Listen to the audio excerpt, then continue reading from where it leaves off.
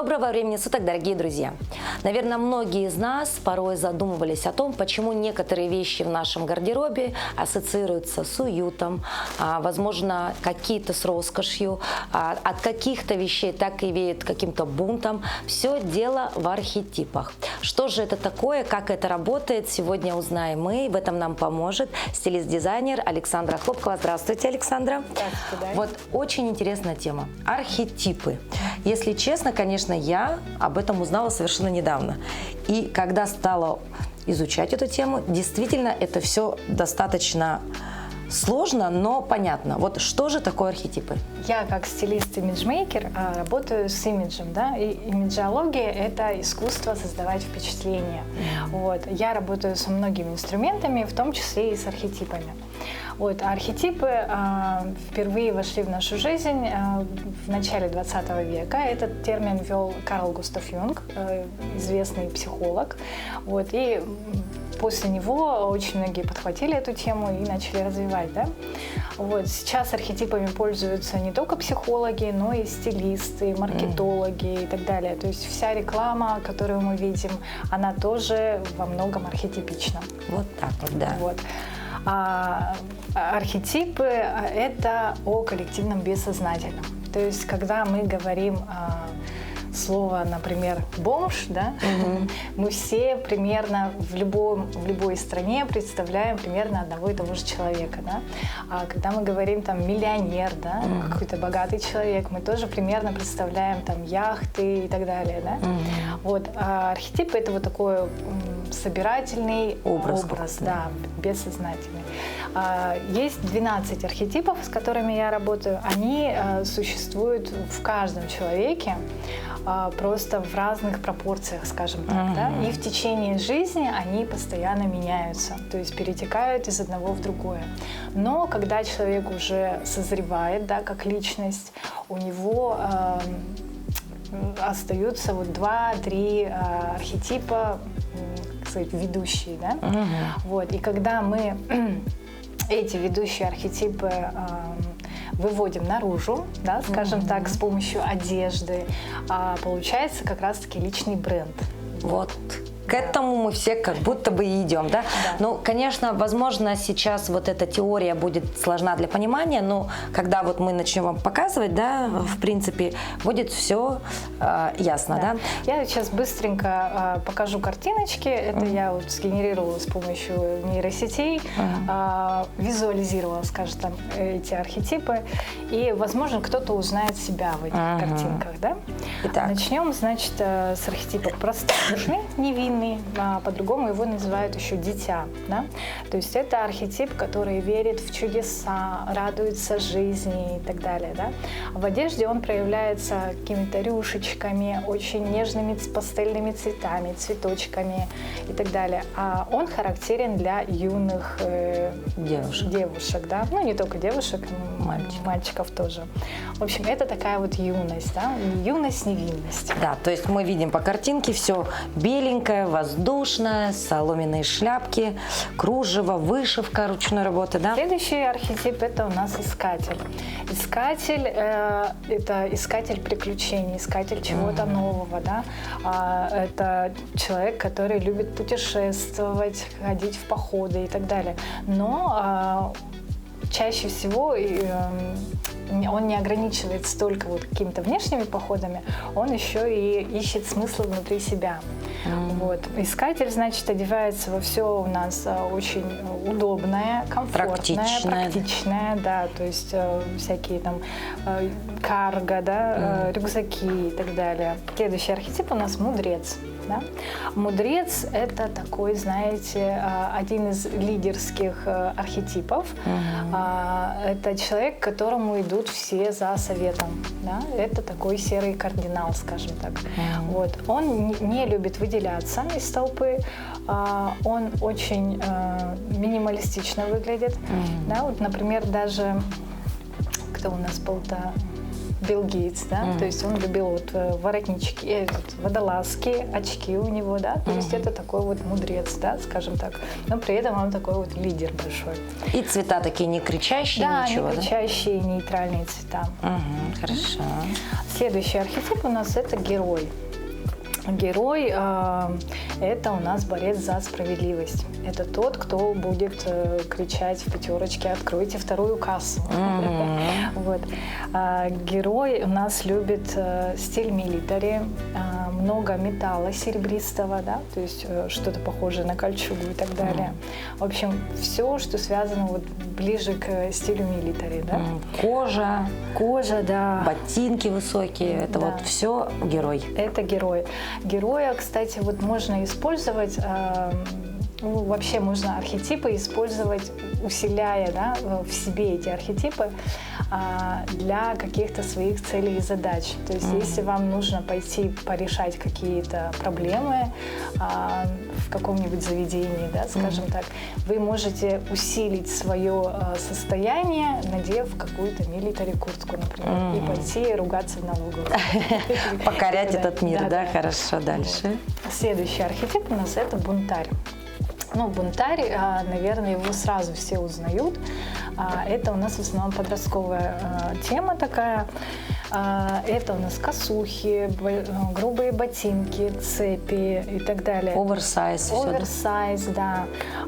То, что не как у всех, да, частенько бывает такое. Ну, это вот ломание стереотипов каких-то. Следующий архетип – это маг. Это один из моих ведущих архетипов, я его обожаю. Вот. Маг – это трансформатор, то есть он трансформирует не только себя и свое сознание, но и помогает окружающим меняться, видеть какие-то тайные смыслы и так далее, да? То есть это все люди, связанные с эзотерикой, там, таро и так далее, да? Ну, и стилисты, кстати, тоже во многом к этому относятся. К магам, да? Да, к магам, потому что, ну, вот та же передача, там, «Снимите это немедленно», ну, все вот эти передачи, когда вжух и такое вот преображение, это вот магия. Следующий архетип – это у нас славный малый. Славный малый, ему очень важно быть в каком-то сообществе. Славный малый, он не любит выделяться как раз-таки. Лично мне от меня он довольно далек. Я люблю выделяться, я не люблю быть как все. Вот. Это, значит, обычные там худи, джинсы, Рубашка в клетку, да. кеды и все такое, Да, что есть у всех. Что есть у всех, да. Вот. Лично я бы в таком поехала на дачу, вот, но не ходила бы. Но есть люди, которым в этом действительно комфортно. Да. Следующий архетип у нас это эстет, любовник, да, влюбленный по-другому. Это человек, который прям обожает эту жизнь, наслаждается каждой секундой и так далее. То есть если эстет будет пить кофе, то он будет пить кофе из красивой кружечки, с красиво накрытым столом. Вот, он будет прямо кайфовать от каждой капельки этого кофе. В одежде это проявляется все? Все очень женственное. То есть это самый женственный архетип, самый сексуальный архетип, да? Вот. Это красные какие-то цвета, это цветы большие, да, на фоне. Красная помада, кстати, Да, у да. вас. То есть я чуть-чуть эстет. Да. Следующий архетип у нас шут. Да? Шут – это такой эпатажник. Да? Это один из самых сложных архетипов на самом деле. Шут, он любит радовать людей, там шутки, смех и так далее. Это тоже один из лидеров. Вот. Он ведет за собой множество людей, да, но при этом, как и во многих фильмах, наверное, да, замечали, шуты частенько бывают очень несчастны внутри, вот, и скрываются вот за этой маской. Шут любит эпатировать, то есть он такой экстраверт. Следующий архетип у нас это заботливый. Заботливый это вот как раз-таки вот вы говорили про уют, да, вот это забота, уют, доброта. Это такой образ мамы, врача, учителя, да, воспитателя. То есть это кардиганы, Да. что-то вязаное, кашемир, пальто, это вот все вот такое. Какао, да, перед сном, вот это вот пледики и так далее. Это у нас архетип заботливый. Следующий архетип, это тоже один из моих ведущих архетипов, это творец. Творца иногда путают с шутом, потому что они такие очень неординарные личности оба. Но творец отличается от шута тем, что шут это экстраверт, ему важно произвести впечатление, а творцу очень важно, как он себя в этом чувствует, как ему важно проявить именно свою творческую какую-то энергию, да? Творец очень часто носит вещи ручной работы, то есть какие-то уникальные вещи, да? Кастомизировать, это тоже все про творца. Какие-то броши, шарфики, да, то есть Да. то, что его выделяет Да. именно за счет индивидуализации. Да, вот индивидуализация, персонализация, да, вот это вот как раз творец. Последний у нас архетип, это у нас правитель. Это у нас про власть, про статус, да, про контроль. Правителю очень важно, чтобы у него все было дорогое, все было старое. Если часы, то роликсы, если машина, то там Rolls-Royce и так далее. Да? Вот правитель, это, несомненно, это лидер. Вот. Итак, это вот 12 архетипов классические, да, это вот для всех они, или это именно ваши? Нет, это классическая классификация вот архетипов. Да. Но при этом в чистом виде они редко встречаются. Да? Ну, не то чтобы редко встречаются, это довольно скучно в чистом виде. А когда мы хотим именно свой личный бренд, то мы смешиваем эти архетипы. Да, я вот сейчас сидела, перебирала и так и не поняла, кем являюсь я, потому что чуть-чуть бывает творца во мне. Да. Иногда я бываю архетипом заботливым, шутом вот не бываю, эстетом могу быть, ну и славный малый тоже про меня. Ну, в общем, очень интересная вещь, поэтому вот задумайтесь, посмотрите, дорогие телезрители, какой архетип ближе к вам, потому что помимо того, что архетип несет за собой поведение, да, какие-то личные качества человека, оказывается, это все и переходит в наш гардероб, да? Да, я уверена, что каждый человек это как космос. Он бескрайний, безграничный, и в нем очень много граней, да? Поэтому вот как раз-таки архетипы это такое вот про текущесть состояния человека, да? То, что вот каждый день мы можем быть разные. То есть ты открываешь свой гардероб и выбираешь под свои задачи сегодняшние, да? Какое впечатление ты сегодня хочешь произвести.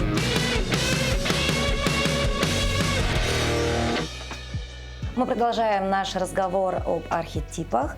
И вот сейчас уже Александра на деле покажет, как это все выглядит вот в нашей жизни, да?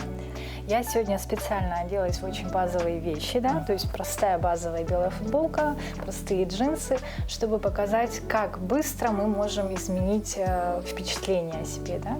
Допустим, нас вызвали там к начальству защитить какой-то проект, да? Мы, значит, надеваем какие-то лаконичные украшения в золоте. Золото это у нас правитель. Берем простой пиджак. Ну, так как я творец, все-таки простых пиджаков у меня нет, есть красный. Но красный это цвет такой энергии, страсти, да. Вот. За счет того, что в пиджаках есть плечи, да, вот массивность, вот некая авторитетность, мы за счет этого включаем наш архетип правителя. Вот. То есть вы здесь уже правитель? Да, вот немножко я включаю в себе правителя. То есть я, когда надеваю пиджак, мы уже немножко расправляем плечики, да, то есть появляется уверенность в себе. Вот. Если мы хотим, конечно, полностью включить правителя, нам нужны там дорогие часы, там какой-нибудь дипломат, да? Дипломат, да, ну, побольше такой авторитетности, да, скажем хорошо. так. То есть, в принципе, вот уже в таком виде добиться успеха в кабинете начальника возможно, нежели если бы мы пришли в базовой футболочке, да? Да, да. Хорошо. Вот. Следующая ситуация, например, нам нужно после работы пойти на рок-концерт, да? Либо покататься с байкерами. Да? Что мы делаем? Мы, конечно же, включаем нашего бунтаря. То есть берем побольше металлических аксессуаров. То есть ремень уже идет с клепками. Да, ремень у нас с клепочками. И, конечно же, так, вот эти золотые аксессуары мы снимаем. Золото нам уже не надо. Да, побольше цепей. Ой. Так. Аксессуары очень важны, да, оказывается? Аксессуары очень важны. Возьмем небольшую цепочку. Есть, конечно, и вот такие вот, да, массивные. Можно вот это надеть, можно какие-то кресты надеть. Да. На уши мы можем надеть вот таких вот с черепушками. Можем крестики надеть. Ну, самое базовое, то есть в чистом виде это у нас крестики. И, конечно же, самая узнаваемая вещь у бунтаря это вот такая вот косуха. Да? Самая обычная базовая куртка. Косуха, да. И внутри мы можем надеть, например, сеточку для какой-то многослойности. Вот. То есть поверх футболочки? Поверх футболочки, да. Хорошо. Это будет уже... И здесь у нас архетип уже очевиден, да. Это у нас бунтарь. Да, конечно же, нам нужны грубые, массивные какие-то ботинки, да. Итак, понятно, то есть с утра были в одном архетипе, к вечеру уже в другом. Да. Либо, допустим, после рок-концерта нам надо ехать на дачу к друзьям, где мы не хотим кичиться своими какими-то достижениями, то, что мы на работе кого-то победили и так далее. Вот. Там мы уже надеваем славного малого. Да? То есть, ну, для меня поехать на дачу, конечно же, это только в славном малом. Вот. Славный малый у нас... можно даже ремень не надевать. Он не любит выделяться, не любит каких-то этих. Вот. Это, конечно же, клетчатая рубашка. Клетчатая рубашка. И можно надеть, например, кепочку и обычные какие-то кеды. Да? Вот. Это у нас архетип славный малый. Это у нас архетип славный малый, да. То есть у нас джинсы, рубашечка, футболочка. То есть я совершенно не выделяюсь из толпы, то есть как серая масса, да.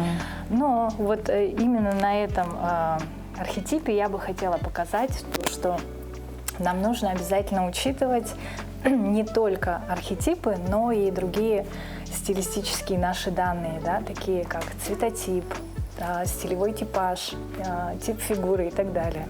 Очень много терминов. Вот. Например, вот эта рубашка более или менее мне подходит. Ну, вообще, как бы по стилевому типажу мне не подходит архетип славного малого, да, и по архетипу он мне, кстати, тоже не очень подходит. Вот. Сейчас мы увидим магию, как один неверный цвет может поменять полностью впечатление. Опять же, рубашка в клетку, казалось бы, да? Ничего такого. Но это совершенно не подходящий мне цвет. Поэтому в нем я выгляжу вот так, очень и очень просто, как будто бы ну, такая вот бедолага. Интересно, да, так, потому что, например, мне, и та рубашка симпатичная, эта. То есть я человек, который далек, да, от мира все-таки дизайна, да, мира вот стиля, да, рубашка и рубашка. А вот вы прям конкретно видите, что это не ваш цвет. Да, это не мой цвет, не мой фасон. Ну, вообще клетка мне не идет по сути, да, скажем так. Вот. Можно более-менее исправить ситуацию с цветом, но опять же клетка здесь такая же, но рубашечка, по крайней мере, она поярче, подходит по цветотипу. Так, я думаю, уже получше. Получше, да? Получше. А вообще, вот, конечно, выбор цвета, да, в гардеробе – это отдельная история. Это уже отдельная история. Это отдельный мир. Также я хотела бы показать просто некоторые вещи, как мы их можем обыграть уже не в этом образе. Что можно сюда добавить, чтобы изменить архетип. Да? То есть вот в таком образе мы более-менее вот к правителю, да, уходим. Да, правитель. Если мы поменяем опять же аксессуары, да. Но если мы наденем сюда, допустим, какую-то длинную юбку в пол, то мы уже становимся похожи на кого? На учителя, правильно? Вот. Если мы наденем сюда блузку с бантом, да, длинную юбку, это у нас уже будет архетип заботливый. Если мы наденем рубашечку, галстучек, брюки со стрелками, это у нас будет правитель. Да. То есть одна и та же вещь, она может играть по-разному. Да, вот правда, что вот, казалось бы, пиджак, да, классический такой, да, но все зависит в целом. То есть надо думать не только об одной вещи, которую вы приобрели в магазине, да, а нужно думать обо всем образе, с чем это потом носить, да, дабы, опять же, создать впечатление, да.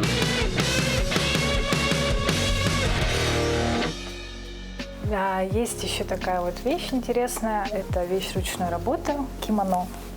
Сегодня очень популярна, да? Да, она сшита по лекалам настоящего кимоно. Вот. Мы, когда ее просто накидываем, можем добавить какие-то аксессуары такие более-менее магические, да, вот такие вот фонарики, то это у нас будет, допустим, маг. Если сюда добавить еще длинную юбку черную в пол, допустим, в пайетках, да, можно какой-то макияж вот такой, да, таинственный, темные ногти и так далее. И я уже могу пойти на какую-то эзотерическую вечеринку. Да, то есть это уже архетип маг. Да. Все понятно, немножко завуалировано, такая какая-то многослойность, и вот все загадка. Человек-загадка. Да. Хорошо. Если я добавлю, например, пояс оби,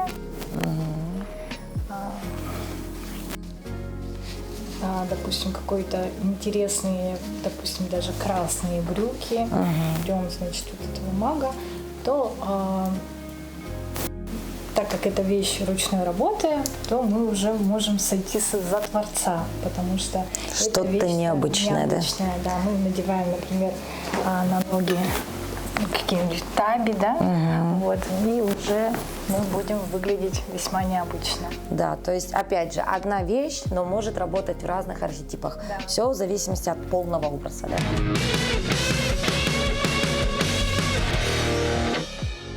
Сюртук, пальто, это более такая форменная вещь, да, она похожа вот у нас на героя, но его можно также увести в правителя, да, используя другие аксессуары. Можно увести его и в женственный какой-то образ. Опять же, все зависит у нас от аксессуаров. Очень интересно, да, действительно, это такая отдельная наука, да, архетипы. И мы зачастую даже об этом не знаем и не задумываемся. А ведь в мире моды, в мире все-таки гардероба, да, это необходимо знать. Поэтому задумайтесь, посмотрите литературу, пересмотрите наш выпуск.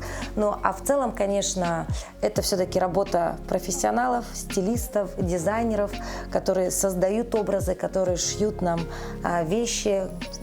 То есть наш гардероб полностью зависит, оказывается, от архетипов в том числе. Да, в том числе не нужно сбрасывать со счетов, конечно же, цветотипы, стилистические типажи, типы фигуры и так далее. Да? То есть все это вкупе создает как раз-таки наш имидж. Да. Вот как сложно, оказывается, создавать тот самый имидж. Лучше обращаться к профессионалам, которые сегодня предоставляют услуги, такие как сбор гардероба, перебирают гардероб. И то есть все вам по полочкам рассказывают. Как, вот, например, делает это Александра. Зачастую ведь можно просто пригласить специалиста, открыть свой шкаф, а он все тебе расскажет. Это какой архетип, это надо, это не надо, это с этим, а это с этим не носим. Да, я обязательно спрашиваю, для чего нам нужна одежда, да? Куда мы в этом ходим. Потому что мы все равно 24/7 в одежде, и для каждой задачи у нас должна быть разная одежда. Все. Ну а на этом мы завершаем наш выпуск. Не прощаемся, говорим вам до новых встреч. Александра, еще раз спасибо за такую интересную, увлекательную беседу. Я думаю, эта информация будет полезна многим нашим телезрителям. Увидимся, до новых встреч, всего доброго. До свидания.